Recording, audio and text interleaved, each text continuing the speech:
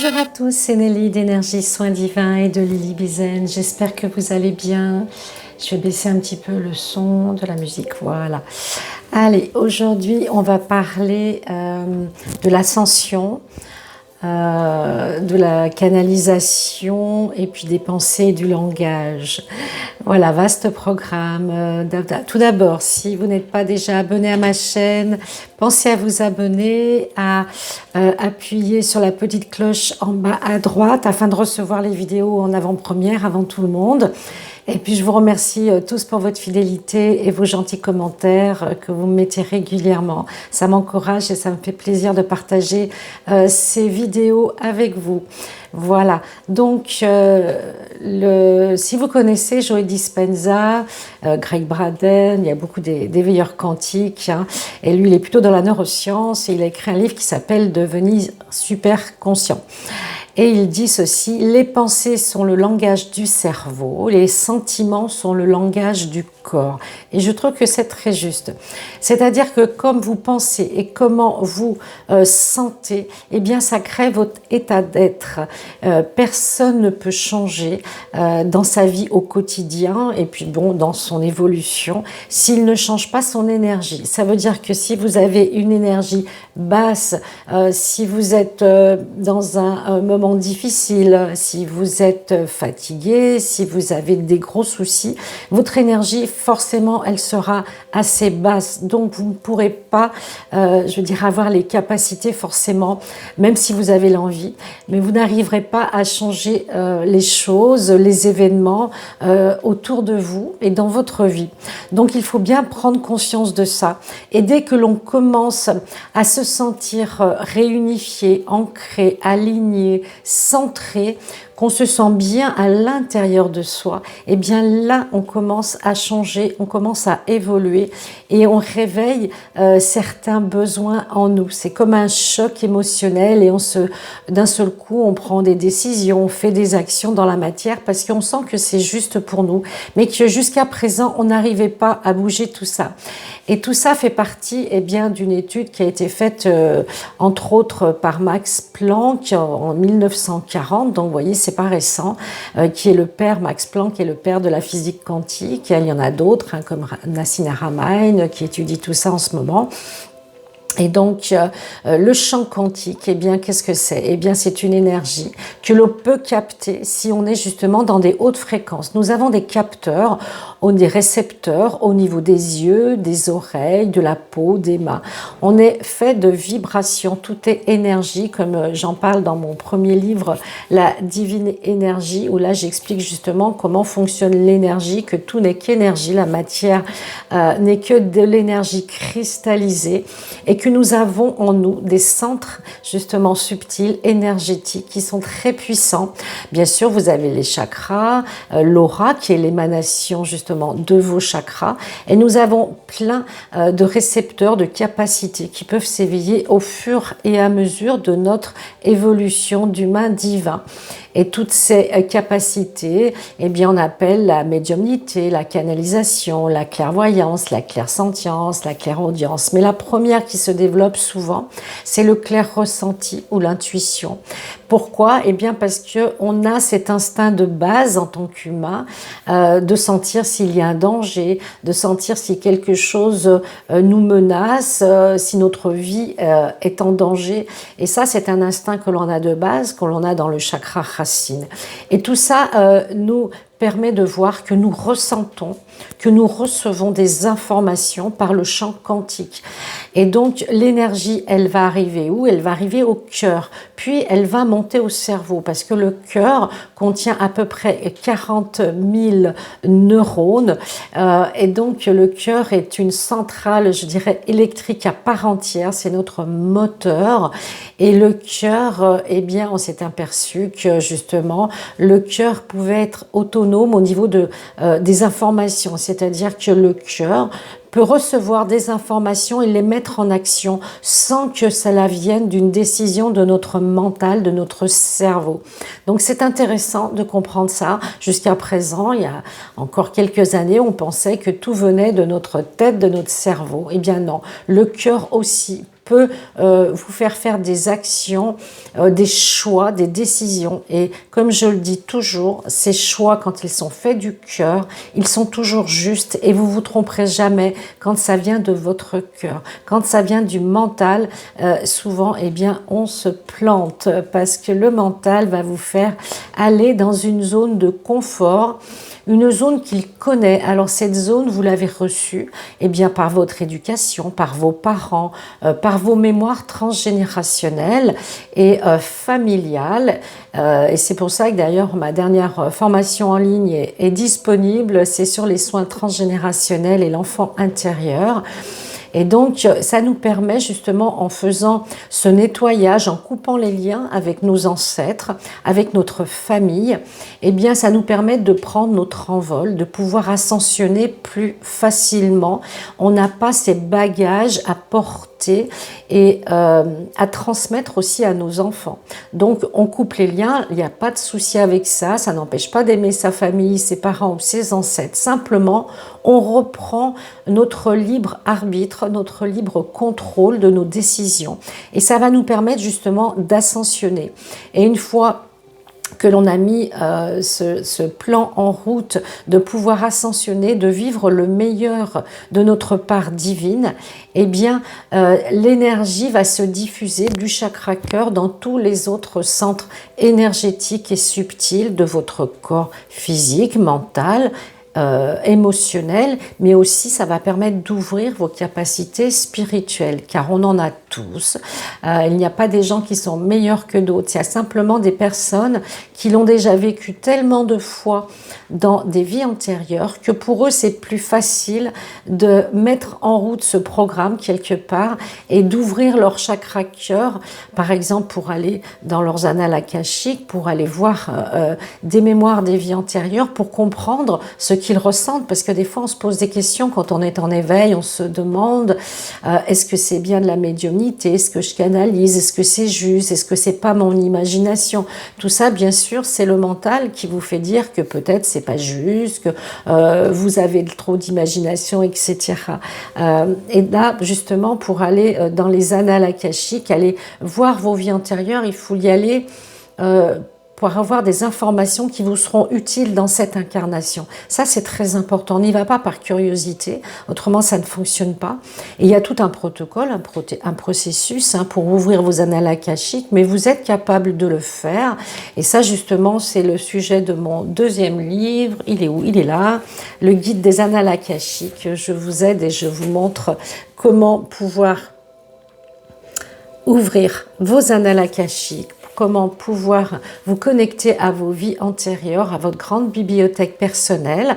Et puis aussi, vous avez dans ce livre le protocole pour le faire pour d'autres personnes si vous êtes dans les soins.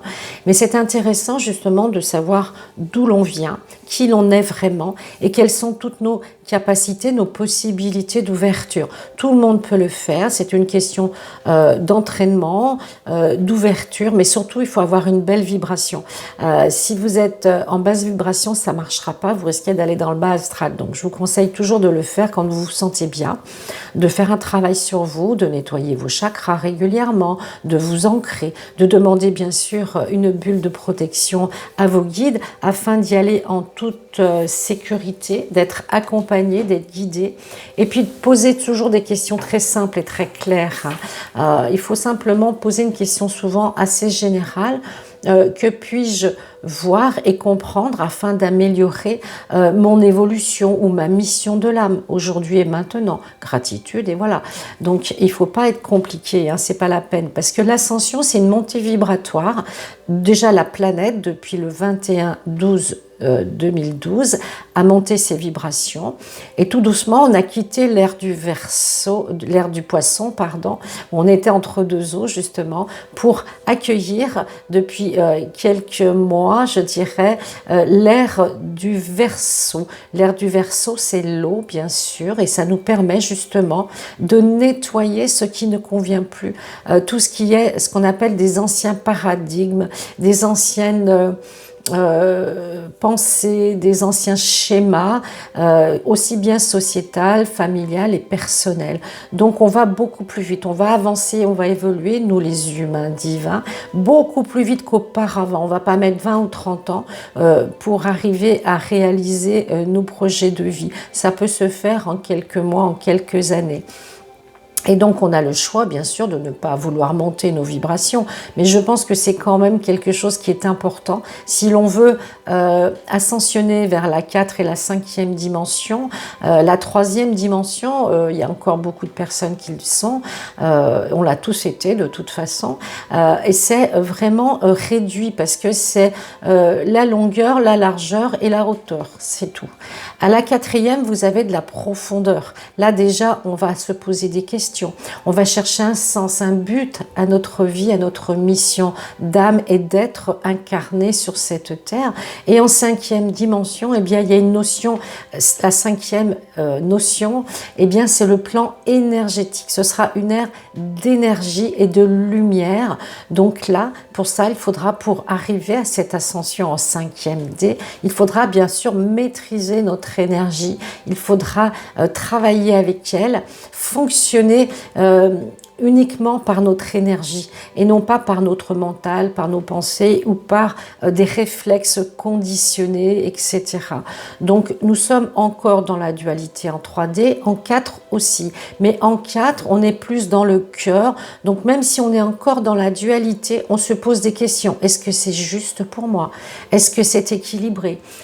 Est-ce que je suis vraiment dans un beau chemin? Est-ce que ça me convient? Alors qu'en 3D, eh bien souvent, les personnes souffrent d'une situation professionnelle, de vie de couple, relationnelle, mais ils restent dans cette situation. Ils ne trouvent pas les codes sacrés, justement ce qu'on appelle l'énergie cristal diamantine ou adamantine.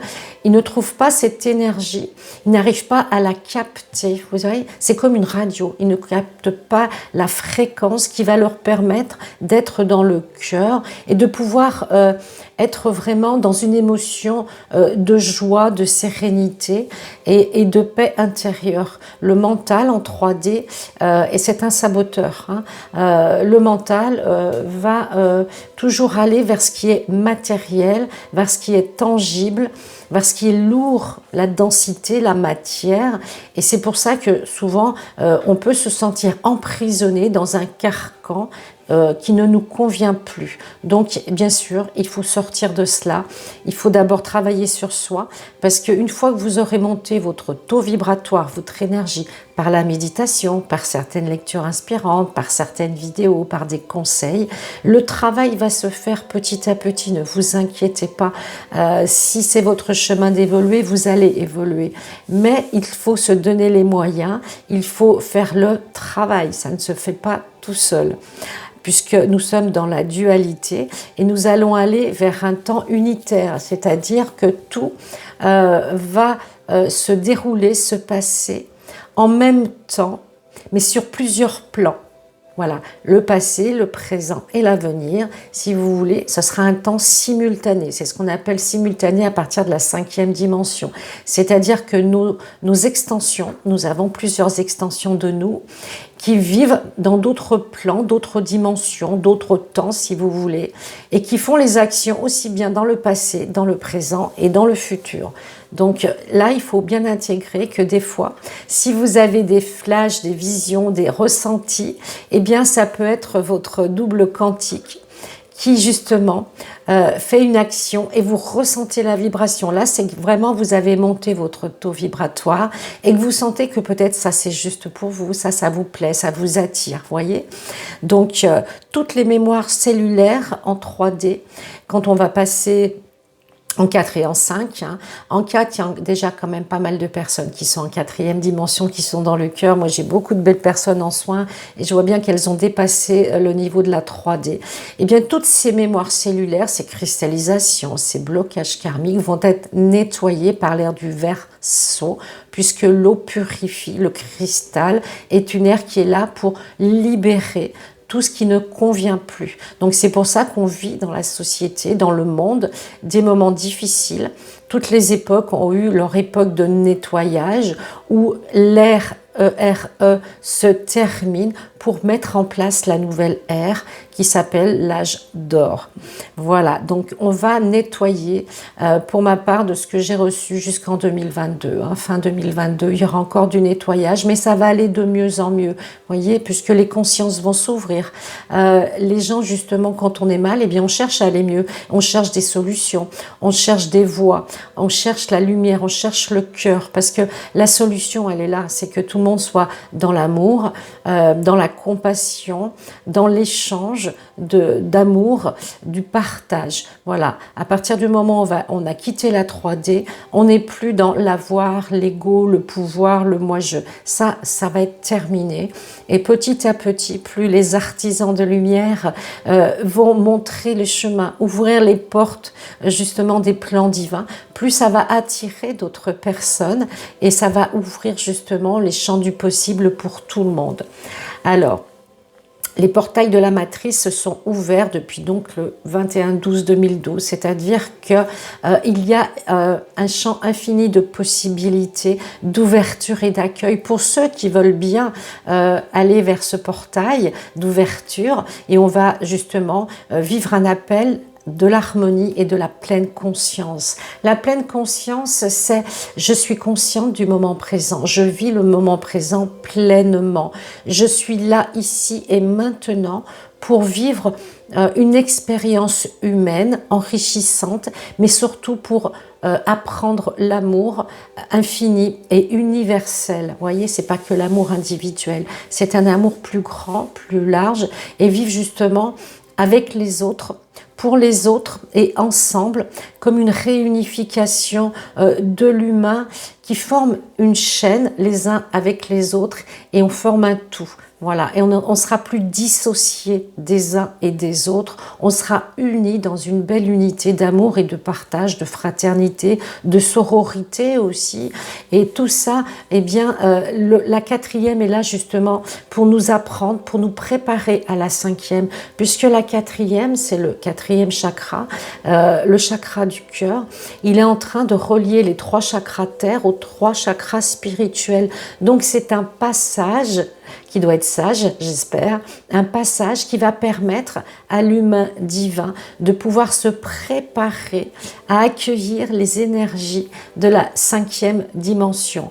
Donc pour ça, on peut travailler bien sûr avec les anges, les archanges, vos guides, les maîtres ascensionnés, parce qu'il faut régler sa fréquence sur un canal supérieur, dans le sens une fréquence beaucoup plus haute. Et c'est là qu'on parle de médiumnité, puisque les médiums sont au milieu entre les humains et les êtres de lumière.